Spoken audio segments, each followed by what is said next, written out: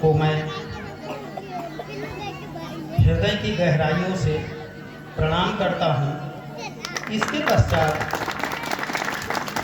हमारे सामने यानी कि राजा राम के दरबार में उपस्थित मातृशक्ति को प्रणाम करता हूँ और मित्र शक्ति को भी प्रणाम करते हुए आपके मंच से, इस रामलीला के मंच से जो मैंने आज तक एक बात सीखा है, बड़ा होने की परिभाषा मैंने इससे सीखा है। और बड़ा कौन होता है?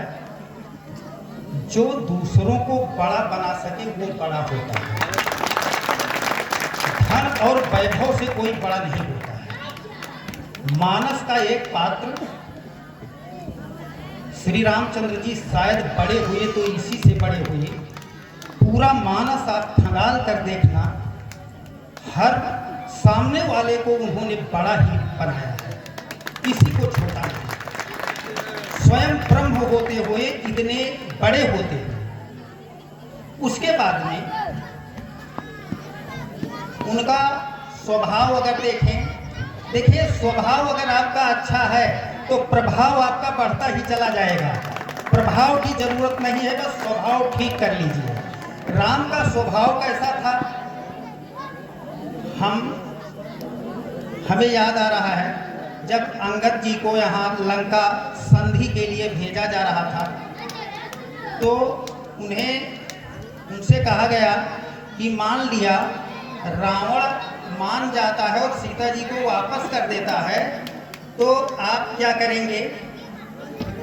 और उधर पहले विभीषण जी को आप लंकेश बना ही चुके हैं, तो उन्होंने कहा कि विभीषण को लंकेश बनाए हैं और अगर रावण मान जाता है तो उसको अवधेश बना दें।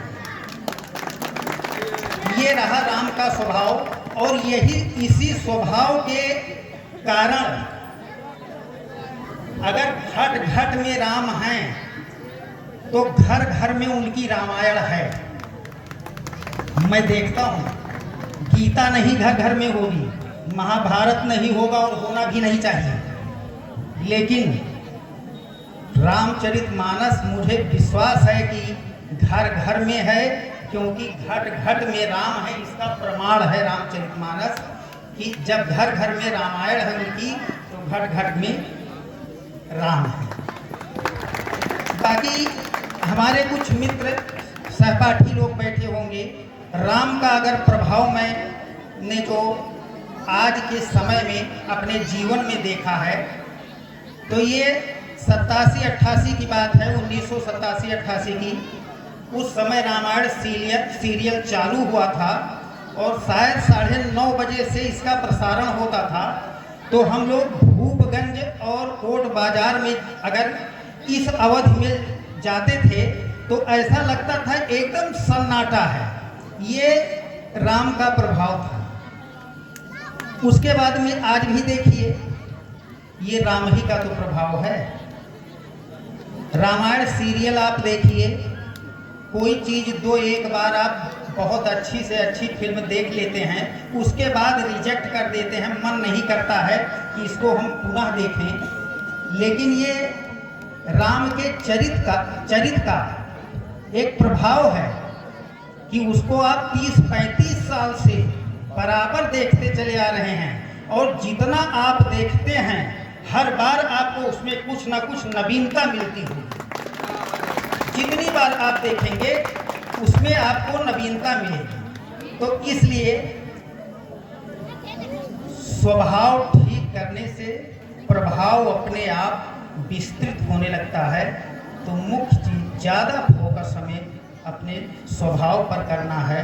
और बाकी हम तो भाई हमें थोड़ा सा कष्ट इस बात का ज़रूर है और हम कोई बात अंदर रखते भी नहीं हैं कि हमें अतिथि की श्रेणी में रखा गया है। हमको जब आप लोग कहते हैं हमारे घर का लड़का है तो ये हार्ट हमारा गार्डन हो जाता है। और जस्ट जब आपने हमको कह दिया तो तो थोड़ा सा हमारा मनोबल लो हुआ है। और इधर समिति में हमारे जितने बच्चे राम की लीलाओं का मंचन कर रहे हैं, उनको पुनः मैं एक बार जोरदार अभिनंदन और हमेशा इसी तरह राम में रमे रहे और इसी तरह से राम की लीलाओं का मंचन करते हुए इस नई जनरेशन को दिशा देते रहें। और पुनः आप सभी का अभिनंदन करते हुए, प्रणाम करते हुए, इन्हीं शब्दों के साथ अपने वाणी को विराम देना चाहूँगा। करते हुए बड़े बाबा को प्रणाम करते हुए और दपोली की समस्त प्रबुद्ध जनता को प्रणाम करते हुए आप सबको मैं बहुत बहुत प्रणाम करता हूँ। व्यास जी को मैं प्रणाम करता हूँ और जो भी मेरे भाई इस बार जिनको नया अभिनय करने का मौका मिला है उन सबको मेरा प्यार और वो अच्छे से अपना अभिनय करें। दपोली की जो ये रामलीला है ये हम लोगों के लिए एक उपलब्धि है और यहाँ के लिए एक हमारे क्षेत्र की एक विरासत है। इस विरासत को, इस धरोहर को हम लोगों को संजो के रखना है और आप सभी प्रबुद्ध लोगों को हम प्रणाम करते हैं। हम एक सेवा भाव से एक छोटा सा हम लोग शुरुआत किए हैं Shanti Seva hospital and health care centre Tyagpur में और उसमें हम पूरी तरह से सेवा भाव से हम लोग काम कर रहे हैं।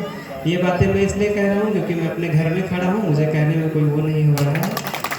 तो सदैव से ही, हमेशा से ही कोई सी भी जो हमारे घर की शुरुआत रही है उसमें दपोली का सबसे महत्वपूर्ण योगदान रहा है।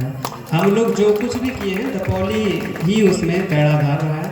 आप लोगों का सबका सहयोग और सबका आशीर्वाद मैं अपेक्षा रखता हूँ और बड़े बाबा भगवान श्री राम और दपोली की प्रबुद्ध जनता, भट्ट समाज जो ब्राह्मण कुल के माथे पर तिलक के भांति सुशोभित है, उस सबको मैं प्रणाम करता हूँ। आप सबको एक बार पुनः प्रणाम करता। जय श्री राम। कराई जाएगी। डॉक्टर प्रभंजन पांडे BMS